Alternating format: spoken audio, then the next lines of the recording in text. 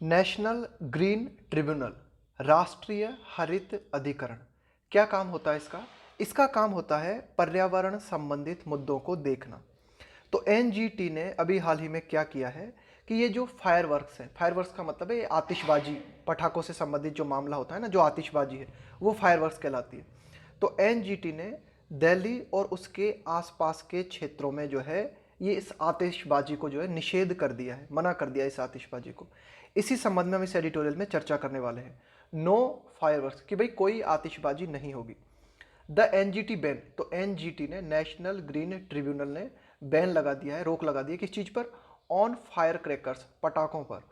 On fire crackers must spur, spur का मतलब होता है प्रोत्साहित करना, किसी को एनकरेज करना, कि भाई एनजीटी ने जो पटाखों पर बैन लगाया है उसके माध्यम से प्रोत्साहन मिलना चाहिए, है ना, प्रोत्साहित होना चाहिए। किस क्या चीज को प्रोत्साहन मिलना चाहिए? द सेंटर, केंद्र सरकार को प्रोत्साहन मिलना चाहिए to intensify anti pollution measures. Intensify का मतलब है और ज़्यादा गहन बना देना, कि भाई जो आप प्रयास कर रहे हो ना उन प्रयासों में और तेजी लाना। तो केंद्र सरकार जो है और तेजी लेके आए किस में? एंटी पॉल्यूशन मेजर्स, मेजर्स का मतलब है उपाय, कि भाई प्रदूषण के खिलाफ जो उपाय केंद्र सरकार के द्वारा अपनाए जा रहे हैं उन उपायों में केंद्र सरकार और तेजी लाए, है ना। तो ये प्रोत्साहन केंद्र सरकार को मिलना चाहिए एनजीटी के द्वारा अभी हाल ही में लगाए गए फायर क्रैकर्स पे, जो बैन लगाया गया ना उसके द्वारा केंद्र सरकार को प्रोत्साहन मिलना चाहिए। आगे देखते हैं। In the year of the covid pandemic, है ना, कोविड-19 पेंडेमिक यानी वैश्विक महामारी, तो कोविड-19 के लिए कहा गया है वैश्विक महामारी है। तो कोविड-19 के साल में it should surprise no one, किसी को आश्चर्य नहीं होना चाहिए, it should surprise no one that the national green tribunal, कि भाई राष्ट्रीय हरित अधिकरण जो है हैज़ प्रोहिबिटेड, इसने मना कर दिया है, इसने इनकार कर दिया है, इसने निषेध कर दिया है किस चीज़ को? The sale and use of fire crackers, है ना, कि भाई ये जो पटाखे हैं न तो उनकी बिक्री की जाएगी न उनका प्रयोग किया जाएगा ड्यूरिंग दीपावली, दीपावली के दौरान। इन द किस क्षेत्र में? In the national capital region of Delhi, इसको बोला जाता है एनसीआर, है ना, कि भाई ये जो दिल्ली का हमारा क्षेत्र है इस क्षेत्र में पटाखों की बिक्री और उनका प्रयोग नहीं किया जाएगा। साथ ही साथ and in urban centres, urban centres का मतलब है शहरी क्षेत्र, कि भाई शहरी क्षेत्रों में भी एनजीटी ने पटाखों का निषेध किया है। दैट ऐसे शहरी क्षेत्र दैट रिकॉर्डेड पुअर और वर्स एयर क्वालिटी, ऐसे शहरी क्षेत्र जहां पर एयर क्वालिटी जो है ना, हवा की गुणवत्ता जो है या तो खराब है या बहुत ही ज़्यादा खराब है। इन नवंबर लास्ट ईयर, कि पिछले साल नवंबर में जिन शहरी क्षेत्रों में एयर क्वालिटी बहुत ही ज़्यादा खराब रही उन क्षेत्रों में भी पटाखों की बिक्री पर और उनके प्रयोग पर एनजीटी ने निषेध लगा दिया है, बैन लगा दिया है। The directions expand on supreme court orders, तो एनजीटी ने ये जो निर्देश दिए हैं, एक्सपेंड, एक्सपेंड का मतलब होता है विस्तारित करना और ज़्यादा बढ़ा देना।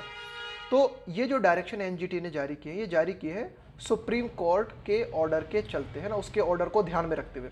The directions expand on supreme court orders issued in the past, past मतलब बीते समय में, कि बीते पिछले समय में सुप्रीम कोर्ट के द्वारा पर्यावरण से संबंधित, पर्यावरण की सुरक्षा से संबंधित कई ऑर्डर्स जारी किए गए। उन ऑर्डर्स को विस्तारित करते हुए एनजीटी ने अभी हाल ही में अपने दिशा निर्देश जारी किए। And provide some concessions to cities, तो सुप्रीम कोर्ट ने टाइम टू टाइम जो है पर्यावरण को ध्यान में रखते हुए कई ऑर्डर जारी किए।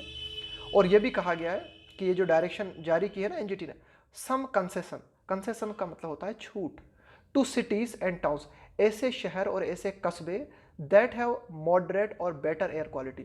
मॉडरेट का मतलब है ठीक ठाक स्थिति में होना, कि भाई जहाँ की एयर क्वालिटी ज़्यादा खराब भी नहीं है तो ज़्यादा अच्छी भी नहीं है, और बेटर एयर क्वालिटी, तो जिन कस्बों की या जिन शहरों की एयर क्वालिटी बेहतर है या फिर ठीक ठाक है उनमें पटाखों को अलाउ किया गया है ना, उनमें पटाखों को अलाउ किया गया, उनको थोड़ी छूट दी गई है। लेकिन बाय अलाउइंग ग्रीन क्रैकर्स, देखो ग्रीन क्रैकर्स ऐसे ऐसे पटाखे होते हैं, ग्रीन क्रैकर्स का मतलब है ऐसे हरे पटाखे, हरे पटाखे से मतलब है ऐसे पटाखे जो कि पर्यावरण को कम नुकसान पहुंचाते हैं ना, उनको कहा जाता है green crackers. And specified hours for bursting, bursting का मतलब है पटाखे चलाना, फोड़ना, पटाखे फोड़ना, स्पेसिफाइड आवर्स। तो ऐसे शहर जो कि एयर क्वालिटी की दृष्टि से बेहतर हालत में है वहां पर ग्रीन क्रैकर्स चलाने की अनुमति दी गई है, और वो भी सिर्फ कुछ घंटों के लिए, है ना, स्पेसिफाइड आवर्स का मतलब है कुछ विशिष्ट घंटों के लिए आप जो है पटाखे फोड़ सकते हो। दीज स्टिपुलेशंस, तो ये जो शर्तें, स्टिपुलेशंस का मतलब होता है शर्तें, ये जो शर्तें एनजीटी के द्वारा निर्धारित की गई हैं। आर टू एक्सटेंड, देखो R2 इज टू M2, इनका प्रयोग करते हैं आप किसी अरेंजमेंट को दिखाने के लिए कि भाई ऐसा किया जाना है, ऐसा होना है, किसी अरेंजमेंट को। जैसे the prime minister is to leave today, कि भाई प्राइम मिनिस्टर को आज रवाना होना है ना, कहीं के लिए, अमेरिका के लिए, रशिया के लिए कहीं रवाना होना है। तो इस तरह से, तो ये जो शर्तें हैं R टू एक्सटेंड, इन शर्तों को अभी विस्तारित करना है। एक्सटेंड का मतलब है और ज़्यादा बढ़ा देना। To Christmas and new year if the ban continues beyond November. अभी डिटेल देखो, कहता है कि भाई एनजीटी अगर बैन को लगातार बनाए रखती है ना, नवंबर के पार भी अगर बैन बना रहता है, तो फिर ये जो शर्तें लागू की गई है ना पटाखों को लेकर, इन शर्तों को क्रिसमस के आसपास और न्यू ईयर के आसपास भी जो है लागू रखा जाएगा, है ना। तो मतलब ऐसा करना है हमें। दीज स्टेपुलेशंस आर टू एक्सटेंड, कि भाई ये जो शर्तें एनजीटी के द्वारा निर्धारित की गई हैं, इन शर्तों को और ज़्यादा विस्तारित करना है। कब तक ले जाना है इन शर्तों को? क्रिसमस तक या न्यू ईयर तक, अगर एनजीटी का बैन नवंबर के बाद भी जारी रहता है तो। The NGT took note, take note का मतलब होता है इस बात का संज्ञान लेना, इस बात को अपनी जानकारी में लेना। तो एनजीटी ने किस बात को अपनी जानकारी में लिया? That Odisha, Rajasthan, Sikkim, Chandigarh, Delhi pollution control committee and Calcutta high court, ये जो सारे हमने नाम लिए ना अभी अभी, इन जिन राज्यों के अभी हमने नाम लिए, Delhi high court control committee, Delhi pollution control committee है, कलकत्ता हाई कोर्ट है, had already responded to deteriorating environmental conditions.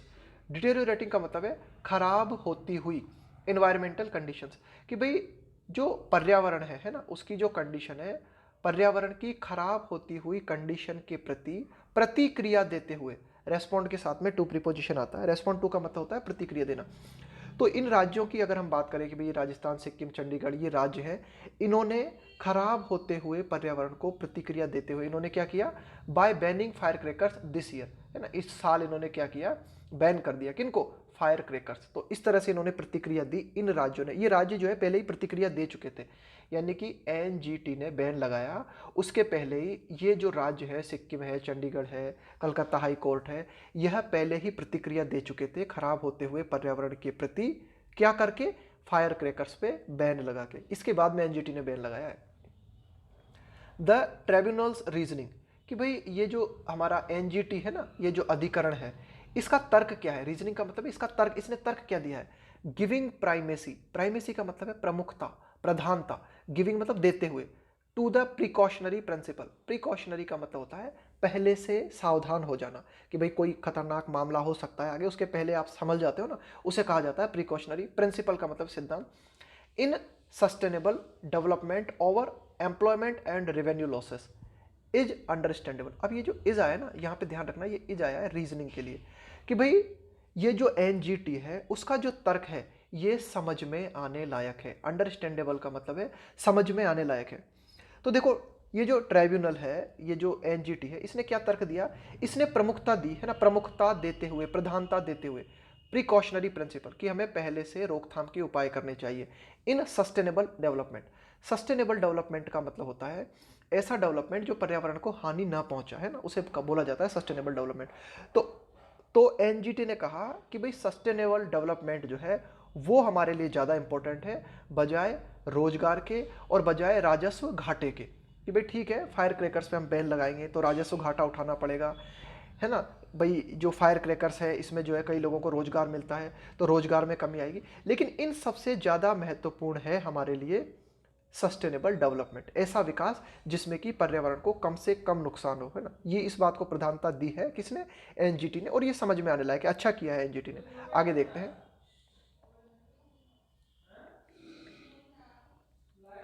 As the impact of COVID-19 became clear in March, as the impact of COVID-19, impact का मतलब है प्रभाव, कि भाई ये जो कोविड-19 का प्रभाव है ये मार्च में हमारे सामने बिल्कुल स्पष्ट हो गया।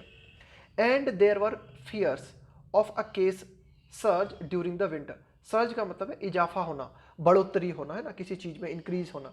एंड देयर वर फियर्स, और इस बात के भी भय थे, इस बात की भी चिंताएं थी कि भाई ड्यूरिंग के मतलब होता है के दौरान, कि भाई इस बात की भी चिंताएं थी कि विंटर के दौरान कोरोना वायरस के केसेस में बढ़ोतरी देखने को मिल सकती है ना, कि भाई, है ना, देयर वर फियर्स, है ना, इस बात की चिंताएं थी।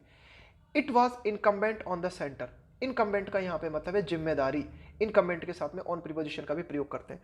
It was incumbent on the centre, कि भाई ये केंद्र सरकार की जिम्मेदारी थी टू वर्क विथ स्टेट्स, कि केंद्र सरकार राज्यों के साथ मिलकर काम करे, एंड रेसोल्यूटली, रेसोल्यूटली का मतलब होता है दृढ़ निश्चय पूर्वक, प्रिवेंट का मतलब होता है रोकना, the burning of farm stubble, burning का मतलब है जलाया जाना, फार्म का मतलब है कृषि से संबंधित, स्टबल, देखो फार्म स्टबल क्या होते हैं, ये धान की जो खेती की जाती है ना, चावल की जो खेती होती है, धान की जो खेती होती है, तो जब फसल कट जाती है तो उसके बाद में क्या है, छोटे छोटे छोटे छोटे स्टबल बच जाते हैं, उनको आप कह सकते हो ठुंट, है ना, कि भाई छोटे छोटे आप हल्के हल्के से तने रह जाते हैं, उनके ठुंट रह जाते हैं। तो फिर किसान क्या करते हैं, जमीन को प्लेन करने के लिए ये जो ठुंट बच जाते हैं ना धान के, इनको जला दिया जाता है। तो जब इनको जलाया जाता है तो बहुत अत्यधिक मात्रा में प्रदूषण फैलता है। तो एडिटोरियल ये कहना चाह रहा है कि भाई बिल्कुल ये बात बिल्कुल स्पष्ट हो चुकी थी, कोरोना वायरस मार्च में हमारे सामने स्पष्ट हो गया था, ऐसा भी लग रहा था कि इस सर्दियों के दौरान में कोरोना वायरस के केसेस में बढ़ोतरी हो सकती है ना। तो इन सब बातों को ध्यान में रखते हुए ये केंद्र सरकार की जिम्मेदारी थी कि केंद्र सरकार राज्यों के साथ मिलकर काम करती और दृढ़तापूर्वक जो है रोकती, किस चीज़ को, ये जो किसान जलाते हैं ना, स्टबल को जलाते हैं, ये जो जैसे धान के जो स्टबल है इनको जो जलाया जाता है, इनको रोकना केंद्र सरकार की जिम्मेदारी थी। Ahead of Diwali, Diwali ahead of Deepavali, यानी दीपावली के पहले, अहेड के साथ में ऑफ प्रीपोजिशन आता है, अहेड ऑफ का मतलब होता है के पूर्व, के पहले। तो ये केंद्र सरकार की जिम्मेदारी थी कि दीपावली के पहले ये जो फार्म स्टबल है, ये जो छोटे छोटे ठुंठ हैं, इनको जलाने से रोका जाता। दिस एनुअल फिनोमिना, अब देखो हर साल खेती होती है और हर साल ये बात देखते हैं हम क्या, कि ये जो फार्म स्टबल होते हैं इनको जलाया जाता है ना। फिनोमिना का मतलब है घटना, कि भाई ये ऐसी घटना है जो हर साल हमें देखने को मिलती है। अनफेलिंगली, अनफेलिंगली का मतलब होता है बिना किसी चूक के, फॉल्स द एयर, फॉल का मतलब यहाँ पे प्रदूषित करती है। तो ये जो घटना होती है फार्म स्टबल का जलाया जाना, ये जो घटना होती है ये बिना किसी चूक के हमारी जो एयर है उसको प्रदूषित करती है। Across northern and eastern India, किन क्षेत्रों में, अक्रॉस का मतलब है यहाँ पे भाई किन किन क्षेत्रों की हम बात कर रहे हैं, कि भाई उत्तरी क्षेत्र में और पूर्वी क्षेत्रों में बहुत ही बुरी तरीके से एयर क्वालिटी इन स्टबल के जलाने से प्रभावित होती है। एंड इम्पोसेस, इम्पोज का मतलब क्या होता है, थोपना, heavy health and productivity cost, और इन फार्म स्टबल के जलाए जाने से हमें जो है एक तरीके से स्वास्थ्य का नुकसान उठाना पड़ता है और उत्पादकता को नुकसान पहुंचता है, हमारी है ना प्रोडक्टिविटी को नुकसान पहुंचता है और हमारी हेल्थ को नुकसान पहुंचता है इस फार्म स्टबल के जलाए जाने से। इन the absence of pollution from agriculture residue, residue का मतलब क्या होता है, अवशेष, है ना, जो बचा खुचा रह जाता है ना। तो एग्रीकल्चर रेसिड्यू का मतलब है कि भाई आपने फसल तो काट ली, फसल काटने के बाद में जो कुछ बच गया खेत में, है ना, थोड़े बहुत ठुंठ बच जाते हैं ना, उनके छोटे छोटे तने बच जाते हैं, उनको फिर जलाना पड़ता है, फसल को प्लेन करना पड़ता है। तो in the absence of pollution from agriculture residue there might have been some room for a limited quantity of fire workers. अब देखो एडिटोरियल कहना चाहता है there in the absence of pollution, कि अगर पॉल्यूशन का अभाव होता, यानी कि एग्रीकल्चर जो स्टबल होता है, एग्रीकल्चर जो रेसिड्यू होता है ना, खेती के जो अवशेष होते हैं, अगर इनको नहीं जलाया जाता तो थोड़ा पॉल्यूशन कम होता। तो फिर इस बात की संभावना बनती थी, देयर माइट हैव बीन, यहाँ पे माइट हैव बीन का मतलब है फिर ऐसा हो सकता था, क्या हो सकता था, सम रूम, सम रूम का मतलब है यहाँ पे कुछ गुंजाइश बनती है ना, कुछ गुंजाइश हो सकती थी for a limited quantity of fire crackers, कि आप एक लिमिटेड मात्रा में फायर क्रैकर्स को चलाने की अनुमति दे सकते थे। अब यहाँ पे तो दोहरा प्रदूषण हो जाएगा ना, पहले ही जो है फार्म स्टबल को जलाया जा रहा है तो उसके चलते बहुत ज़बरदस्त प्रदूषण फैल रहा है, और अब आप जो है पटाखों को चलाने की भी अनुमति दे दोगे तो बहुत ही ज़्यादा प्रदूषण हो जाएगा। तो एडिटोरियल कहना चाहता है कि अगर ये जो खेती का जो प्रदूषण हमें देखने को मिला है, खेती का ये जो बचे खुचे अवशेष हैं, इनको जलाने से जो पॉल्यूशन हुआ, अगर इस पॉल्यूशन में हम कमी कर देते तो फिर थोड़ी बहुत गुंजाइश हो सकती थी कि हम जो है एक लिमिटेड क्वांटिटी में फायर क्रैकर्स जलाने की अनुमति दे सकते थे। ऑल्दो, यद्यपि climatic conditions at this time of year, यद्यपि अगर हम जलवायुवीय कंडीशंस को देखें, इस साल की अगर हम जलवायुवीय पर्यावरण से संबंधित कंडीशंस को देखें, of low temperature and atmospheric circulation, है ना, कि भाई तापमान भी लो है ना, इसके अलावा पूरे अगर ये जो एटमॉस्फेयर का जो सर्कुलेशन है, कि भाई जिस तरह से वातावरण बदल रहा है, इन सब चीज़ों को अगर हम ध्यान में रखें, would still leave many in distress. तो एडिटोरियल कहना चाहता है कि अभी भी वातावरण की जैसी परिस्थितियां हैं उनको ध्यान में रखते हुए हम ये कह सकते हैं कि ये जो वातावरण है ना, would still leave many in distress, ये कंडीशंस अभी भी कई लोगों को परेशानी में छोड़ देगी। वुड स्टिल लीव, कई लोगों को, लीव का मतलब है छोड़ देना, मैनी इन डिस्ट्रेस, डिस्ट्रेस का मतलब है परेशानी की हालत में। कुल मिला के अभी भी जो हमारा क्लाइमेट है, अभी भी जो हमारा टेम्परेचर है, अभी भी वातावरण की जैसी परिस्थितियां हैं, ये परिस्थितियां कई लोगों को परेशानी में छोड़ देंगी, यानी कि ये वातावरण की परिस्थितियां कई लोगों के लिए परेशानी का कारण बनेंगी। Only damage control is possible now, कि भाई ठीक है डैमेज तो होगा, वातावरण की जैसी परिस्थितियां चल रही हैं, फार्म स्टबल को जलाया जा रहा है, कोरोना वायरस लगातार फैल रहा है, इन सब चीज़ों को देखते हुए नुकसान तो होगा, लेकिन only damage control is possible now. अब हम क्या कर सकते हैं, अब ये जो नुकसान है इसको हम सिर्फ कम कर सकते हैं, हम उसको कंट्रोल कर सकते हैं, नियंत्रित कर सकते हैं।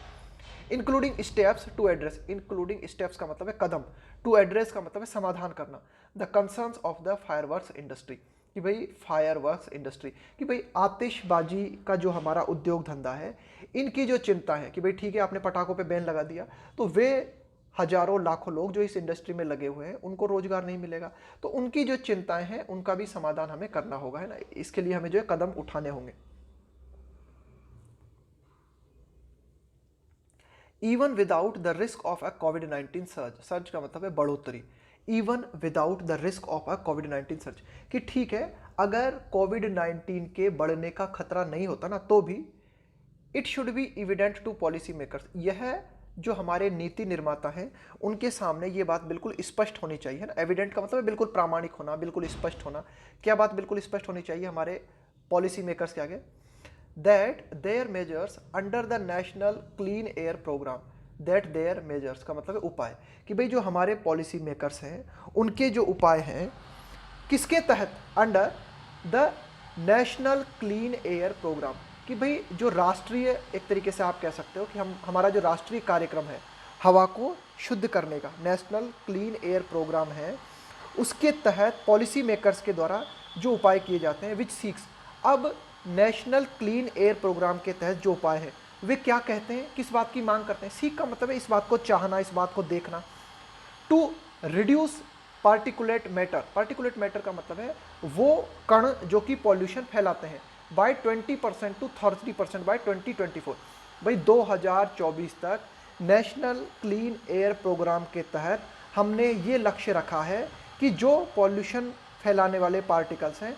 उनमें 20% से 30% तक की कमी 2024 तक लाई जाए।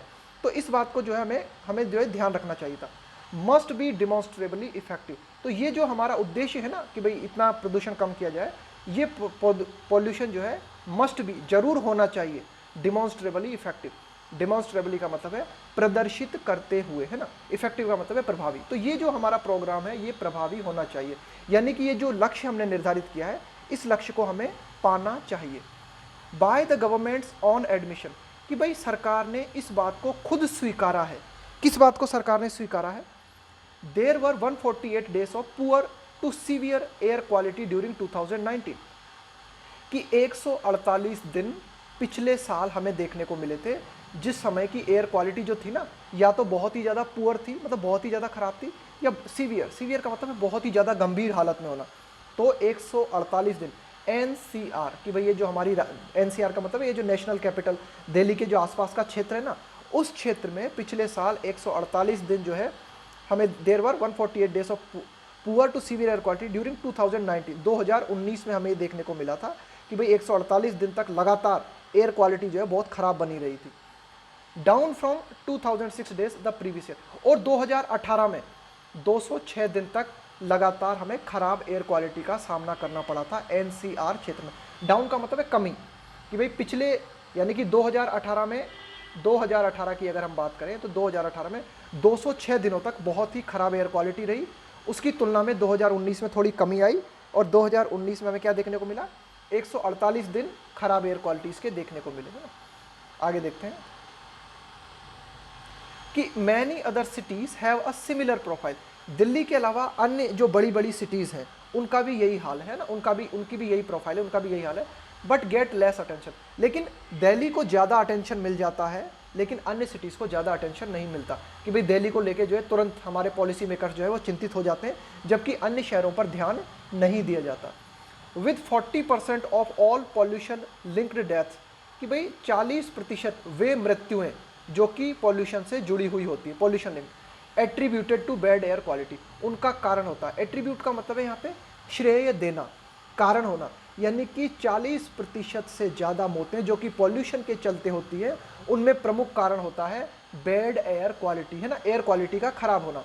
इन leading emergency economies and some evidence from the US, है ना, to bad air quality in leading का मतलब है उभरती हुई, नेतृत्व करती हुई, इमर्जिंग इकोनॉमीज, इमर्जिंग का मतलब देखो, लीडिंग का मतलब हो गया नेतृत्व करती हुई, इमर्जिंग मतलब उभरती हुई इकोनॉमीज, कि भाई जो भी विकसित होती हुई अर्थव्यवस्थाएं हैं, and some evidence from the US, और अमेरिका से भी हमें कई प्रमाण देखने को मिले हैं, ऑन हायर कोविड-19 मॉर्टिलिटी, कि भाई कोविड-19 के चलते मृत्यु दर हमें ज़्यादा देखने को मिली इन हाईली पॉल्यूटेड एरिया, ऐसे क्षेत्रों में जो कि बहुत ज़्यादा मात्रा में पॉल्यूशन से प्रभावित थे।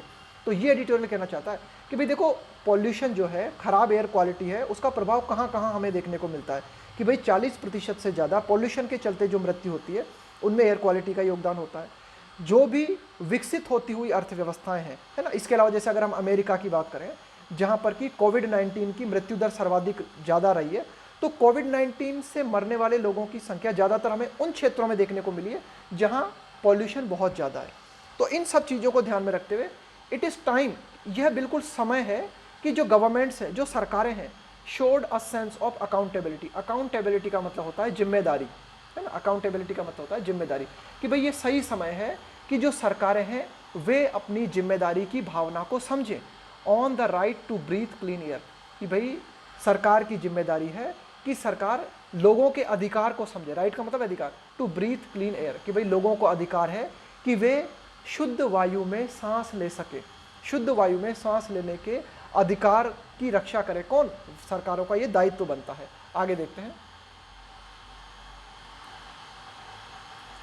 कि भाई तमिलनाडु की अगर हम बात करें, है ना, where 90% of fire crackers are produce, कि भाई तमिलनाडु ऐसा राज्य है जहां पर 90% से ज़्यादा पटाखे निर्मित किए जाते हैं, यानी कि भारत में जितने भी पटाखे निर्मित होते हैं ना, उनमें से 90% पटाखे निर्मित होते हैं तमिलनाडु में। और तमिलनाडु में भी एक क्षेत्र है शिवकाशी, उसे कहा जाता है पटाखा फैक्ट्री, वहाँ बनते हैं सारे पटाखे ना। तो आगे देखते हैं, हैज, अब तमिलनाडु के लिए कहा गया है कि Tamil Nadu has legitimate concerns, legitimate का मतलब है वैध, है ना, बिल्कुल लीगल, कंसर्न्स का मतलब है चिंताएं, on the fat of the industry this year, कि भाई ये जो तमिलनाडु की पटाखा इंडस्ट्री है, इस पटाखा इंडस्ट्री को लेकर तमिलनाडु जो है, मतलब तमिलनाडु को कई चिंताएं हैं कि भाई 90% फायर वर्कर्स तमिलनाडु में प्रोड्यूस किए जाते हैं, निर्मित किए जाते हैं। अब आपने लगा दिया पटाखों पे बैन, तो इस इंडस्ट्री से जुड़े हुए जो हजारों लाखों लोग हैं वे बेरोजगार हो जाएंगे। तो फिर उनके लिए क्या करें? तो ये चिंताएं अगर तमिलनाडु की हैं तो ये चिंताएं वास्तविक हैं, ये चिंताएं वैध हैं। विच प्रोड्यूसर्स क्लेम का मतलब है जो निर्माता है, पटाखों के जो निर्माता करते हैं, उनका दावा है, रिप्रेजेंट्स, कि भाई तमिलनाडु की ये जो फायर क्रैकर्स इंडस्ट्री है ये प्रतिनिधित्व करती है about ₹2300 crore worth of output. Output का मतलब है उत्पादन, यानी कि ये जो हमारी इंडस्ट्री है, ये जो पटाखा इंडस्ट्री है जो कि खासकर तमिलनाडु से संबंधित है, ये इसका उत्पादन अर्थव्यवस्था में कितना उत्पादन देती है? 2300 करोड़ का, यानी कि इतना ज़्यादा। वर्थ का मतलब है ये है इसका मूल्य, ये जो इंडस्ट्री है ना, 2300 करोड़ का उत्पादन किया जाता है इसके माध्यम से, है ना, तमिलनाडु की जो पटाखा इंडस्ट्री है। अ ट्रांसपेरेंट कंपनसेशन, अब कंपनसेशन का मतलब होता है हर्जाना, भरपाई करना। भाई ठीक है, आपने पटाखों पे बैन लगा दिया, तो अब इस इंडस्ट्री से जुड़े हुए जो लोग हैं, ये जो बेरोजगार हो जाएंगे, इनका आप हर्जाना कैसे दोगे, इनकी आप क्षतिपूर्ति कैसे करोगे? तो उसके लिए एक पारदर्शी क्या करना चाहिए, आपको हर्जाना देना चाहिए, क्षतिपूर्ति करनी चाहिए। ऐसी कोई स्कीम आपको लानी चाहिए सरकार को फॉर वर्कर्स, है ना। वर्कर्स का मतलब है ये जो इंडस्ट्री में काम करने वाले लोग हैं, उन लोगों को हर्जाना देने के लिए कोई स्कीम सरकार को लेके आनी चाहिए। And suitable relief for producers, और ये जो पटाखा निर्मित करने वाले लोग हैं उनको उपयुक्त रिलीफ देना चाहिए, उनको राहत पहुंचानी चाहिए ना, कुछ हर्जाना उनको देना चाहिए। मे बी नेसेसरी, इसकी ज़रूरत हो सकती है ना, मे बी नेसेसरी, है ना, भाई ये बहुत ज़रूरी है, इसकी ज़रूरत हो सकती है कि इसके लिए हमें कुछ ना कुछ तो करना ही चाहिए। ऑल्दो, यद्यपि द लॉन्गर टर्म सॉल्यूशन, कि ठीक है फिलहाल के लिए तो हम ये समाधान निकाल देंगे कि भाई जो तमिलनाडु के जो लोग हैं जो कि इस पटाखा इंडस्ट्री से जुड़े हुए हैं, एनजीटी ने जो बैन लगाया है उस बैन के चलते इन लोगों को जो नुकसान उठाना पड़ेगा इस साल तो हम उसकी भरपाई कर देंगे। लेकिन द लॉन्गर टर्म सॉल्यूशन कि भाई एक लंबी अवधि का जो समाधान है, माइट लाई का मतलब है निहित होना, माइट का मतलब है इस बात की संभावना बनती है कि लेकिन अगर हम खासकर तमिलनाडु के परिप्रेक्ष्य में एक लंबे समाधान की बात करें तो उसके लिए क्या जरूरी है, broad basing economic activity in the Sivakasi. कि भाई मैंने कहा ना आपको शिवकाशी जो है पटाखा फैक्ट्री है, तो हम ऐसा करें ब्रॉड बेस कि भाई जो इकोनॉमी है, जो इकोनॉमी से जुड़ी हुई जो भी गतिविधियां हैं उनके आधार को और ज़्यादा विस्तारित करें। ब्रॉड का मतलब है और ज़्यादा विस्तार करना, और ज़्यादा फैला देना। Broad basic economic activities in the Sivakasi. भाई शिवकाशी में फिलहाल सिर्फ पटाखा फैक्ट्री है, तो भारत सरकार को, तमिलनाडु सरकार को कोशिश करनी चाहिए कि अन्य इंडस्ट्रीज भी शिवकाशी में स्थापित की जा सके।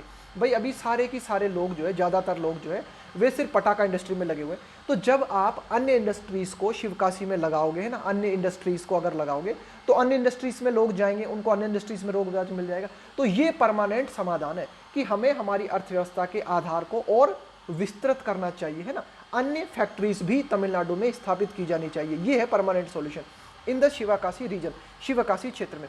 Reducing reliance on fire workers, reducing का मतलब है कम करते हुए, रिलायंस का मतलब है निर्भरता, ऑन फायर क्रैकर्स कि भाई ये जो आतिशबाजी है, ये जो हमारा पटाखा निर्माण क्षेत्र है, इस पटाखों पर निर्भरता को कम करते हुए हमें क्या करना चाहिए, तमिलनाडु में इकोनॉमिक एक्टिविटी के आधार को और ज़्यादा विस्तृत करना चाहिए, ताकि पटाखा फैक्ट्री के अलावा अन्य क्षेत्रों में भी लोगों को जो है ज़्यादा मात्रा में रोजगार मिल सके।